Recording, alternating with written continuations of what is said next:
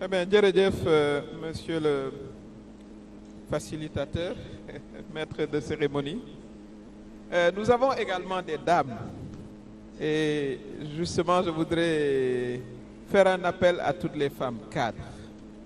et leur dire qu'elles ont une contribution importante à faire. Il faut rappeler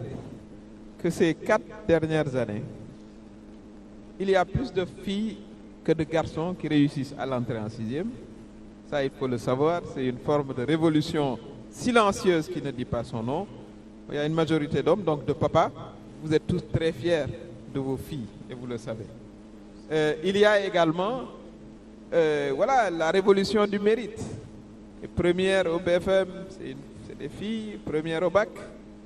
Et elles sont maintenant plus nombreuses même à la faculté de médecine.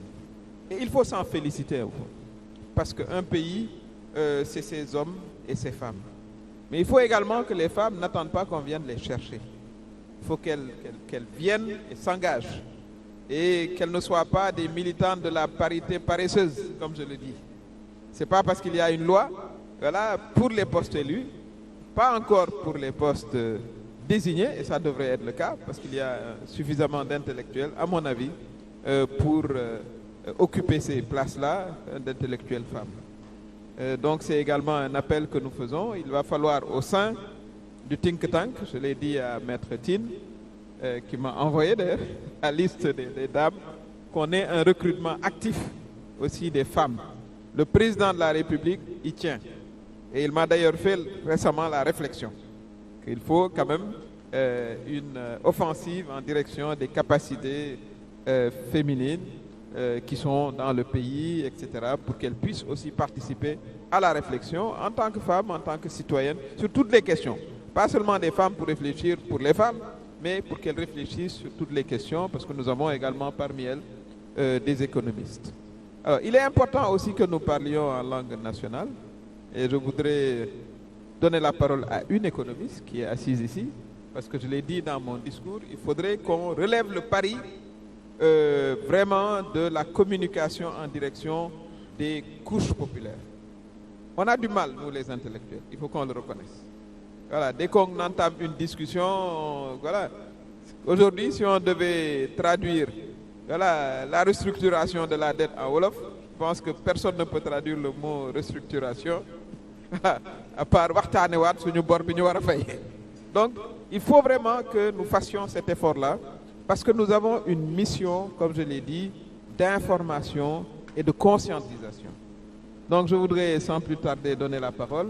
à Ami Maradien, qui est une haute cadre de l'administration du ministère des Finances, où elle a fait son parcours, cadre reconnu et membre engagé de la coalition, pas seulement dans notre cher Kaolack, mais également au niveau national, membre fondatrice. Donc, Ami Mara, maa ngi lay jox kàddu gi.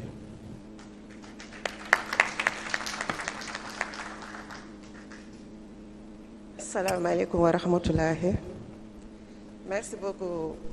Madame la Superviseure Générale, Monsieur le Coordonnateur, Dr Abdoulaye Tine,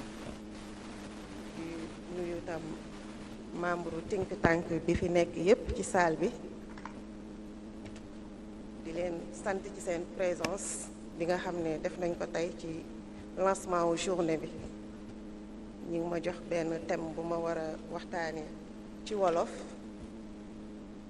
nga xam ne ci leadership féminin la,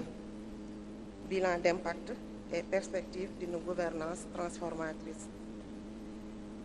ku ne xam na ne jigéen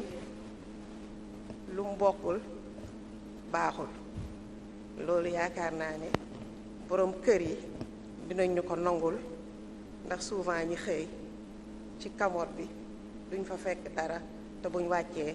fekk ceebu jën bu neex ci kër gi. kon jigéen am na njëriñ ci société, mais ban jigéen? Parce que leadership féminin actuellement dafa nekk enjeu bu majeur ci gouvernance inclusive bi nga xamante ne moom la ñuy xaar ci Sénégal. Non seulement nekkul dañuy évaluer suñu contribution en tant que femme cadre ci mise en œuvre réforme yi nga xam ne dañ koy def ci politique publique mais dañuy identifier défis yi nga xam ne lañu war a rencontrer impact yi ñu war a enregistrer ba pare indi ay perspectives durables yoo xam ne dañ koy indi de cette dynamique bi nga xam ne le président de la République moom la woote. pour ñëw ci loolu dañuy wax place bi nga xam ne femme leader cadre moom la am ci société bi gis nañ ne at yi passé présence femme yi ci sphère de décision yi xaw na ci am tuuti benn progression boo xam ne gis nañ ko ci mais teewul tey booy xool ci décision yi nga xamante ne le poste yi nga xam ne jigéen ñoo ko occupé ci administration publique bi ci institution yi wala ci collectivité territoriale yi ba ci organisation économique yi jigéen ñi dañuy participer ci élaboration yi politique publique yi dañuy waxtaanee ci politique bi jigéen ñi ñu ngi ci jigéen ñi ñu ngi ci programme sectoriel yi jigéen ñi ñu ngi ci ñi nga gestion des projets stratégiques yi parce que tey jii booy xool dëkk boo dem jigéen ñi ñooy organiser groupement intérêt économie yi créer leen former leen ba ñu am seen autonomie ñi ngi ci mobilisation de ressources parce que ku ne xam na Sénégal jigéen moo gën a mën a mobiliser ressources parce que fii ku fi dem sa koñ am na tontine boo xam ne jigéen ñi ñoo koy gérer ba léegi dem na sax li ñuy wax ñetti caabi tabaski yu bari léegi daanaka jigéen ñi ñooy jënd xar yi ci kër yi grâce à cette mobilisation de financement boobu ñuy def